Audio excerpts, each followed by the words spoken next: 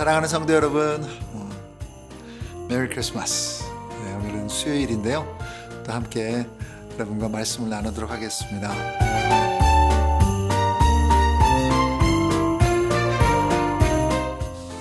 혹시라도 임신한 여자의 배를 만져보신 분들 있으세요?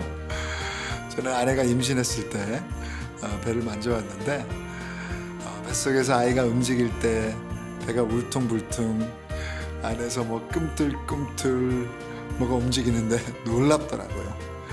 생명이 어머니의 태에 들어있다는 게 실감이 나더라고요. 어머니들은 아이가 움직일 때 아프시기도 하실 것 같은데 배를 찬다고도 하는데 오직 이것은 어머니들만 경험할 수 있는 특별한 체험이겠죠.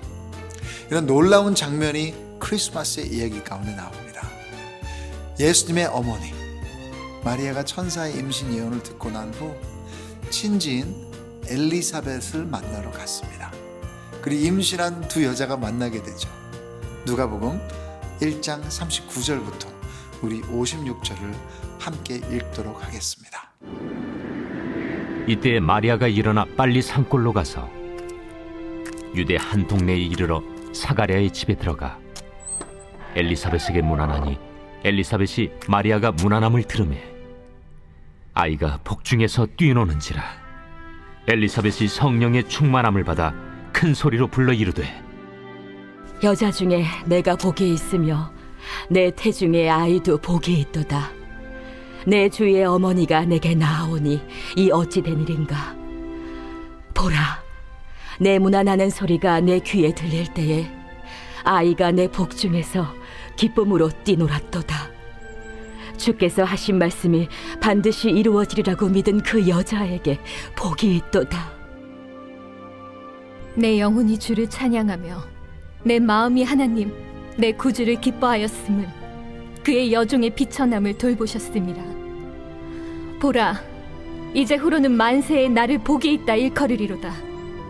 능하신 이가 큰 일을 내게 행하셨으니 그 이름이 거룩하시며 긍휼하심이 두려워하는 자에게 대대로 이르는도다.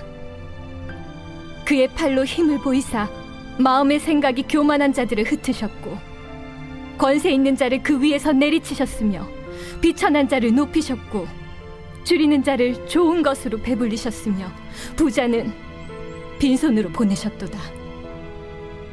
그 종 이스라엘을 도우사 긍휼히 여기시고 기억하시되 우리 조상에게 말씀하신 것과 같이 아브라함과 그 자손에게 영원히 하시리로다.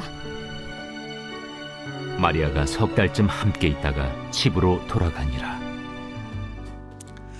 사가랴 제사장의 아내 엘리사벳이 천사의 예언처럼 임신을 했습니다. 그 뱃속의 아이는 바로 세례 요한, 예수님의 길을 먼저 준비하는 자이죠. 그래서 예수님의 어머니 마리아가 방문을 하니 41절에 엘리사벳이 마리아가 문안함을 들으매 아이가 복중에서 뛰노는지라. 엘리사벳이 성령의 충만함을 받아. 그러면서 성령 안에서 선포를 하죠. 마리아가 자신의 주님의 어머니에게 복중에 있는 아이가 기쁨으로 뛰놀았다 하며 마리아가 여자 중에 아주 큰 복을 받았다고 합니다. 그 축복의 과정에서 마리아의 그 멋진 Magnificat, 마리아의 찬송이 나오죠. 첫 번째 크리스마스 캐롤이라고 할 수 있습니다. 이 이야기에는 많은 영적 진리들이 있습니다. 먼저 우리의 신앙의 증거와 확신은 공동체 나눔에서 일어난다는 것입니다. 마리아가 천사의 말을 들었지만 처녀로서 정말 구세주 하나님의 아들을 임신하고 있다는 것이 실감이 났을까요? 의심이 전혀 없었을까요? 그럼 그 당시에는 임신 테스트나 초음파 검사, 얼트라사운드도 없었습니다. 그런데 마리아가 엘리사벳을 만났을 때 그 사실이 실감나게 하십니다. 우리 신앙도 함께 삶을 나눌 때, 고민을 나눌 때, 의심을 나눌 때, 말씀으로 서로를 축복할 때 실감이 납니다. 이번 크리스마스에도 여러분의 삶을 공동체에서 나누시기 바랍니다. 힘든 것까지도. 우리는 혼자가 아닙니다. 한 공동체로 부르신 하나님의 가족 안에 형제 자매입니다. 함께 기도하며 울고 웃고 성령 안에서 신앙을 실감하며 서로를 축복하기 원합니다. 마리아는 하나님이 누구인지를 찬양했습니다. 46절에 마리아가 이르되 내 영혼이 주를 찬양하며 하나님의 위대하신 능력을 찬양합니다. 하나님의 그 이름이 거룩하다고 49절에 찬양합니다. 그리고 하나님이 긍휼하시다고, 그를 두려워하는 자에게는 자비를 베푸신다고 찬양을 합니다. 그런데 지금 마리아는 앞이 캄캄한 상황에 처해 있습니다. 처녀가 임신을 해 남들에게 손가락질 당하고 약혼 남에게도 파혼당할 수 있는데도 공동체 안에서 찬양으로 예배를 드리니 그 일이 감당이 된 것입니다. 예수님이 크리스마스에 오신 이유가 그것입니다. 어떤 상황 가운데도 임마누엘, 하나님이 함께 하시니 그 자리에서 찬양과 예배로 하나님께 영광 돌릴 수 있는 줄 믿습니다. 이번 크리스마스에 여러분이 어떤 상황에 처해 있는지 저는 모릅니다. 문제 가운데 있든 염려 가운데 있든 고난 가운데 있든 공동체 안에서 나누고 성령 안에서 찬양을 드려보세요. 마리아가 했던 것처럼 하나님의 능력과 거룩과 그분의 자비를 찬양하세요. 47절에 마리아가 내 마음이 하나님 내 구주를 기뻐하였음은 하나님의 아들로 오신 예수님을 기뻐하세요. 그리하면 마리아처럼 상황을 뛰어넘는 믿음으로 인도될 것입니다. 오늘 어떤 찬양을 하나님 앞에 서실까요? 예수님이 오셨을 때 복중에서 기쁨으로 뛰놀았던 세례 요한처럼 찬양할까요? 아니면 엘리사벳의 축복을 받을 때 마리아처럼 영혼에서 나오는 찬양을 할까요? 송축해 내 영혼아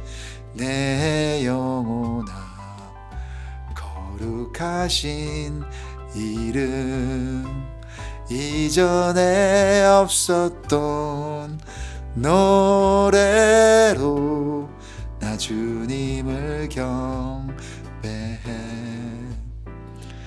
여러분, 이제 예전에는 없었던 노래로 크리스마스가 있기에 오늘도 주님을 새로운 노래로 경배하시는 여러분 되길 주님의 이름으로 축복합니다. 우리 함께 기도하겠습니다. 하나님 아버지, 당신의 이름이 거룩합니다.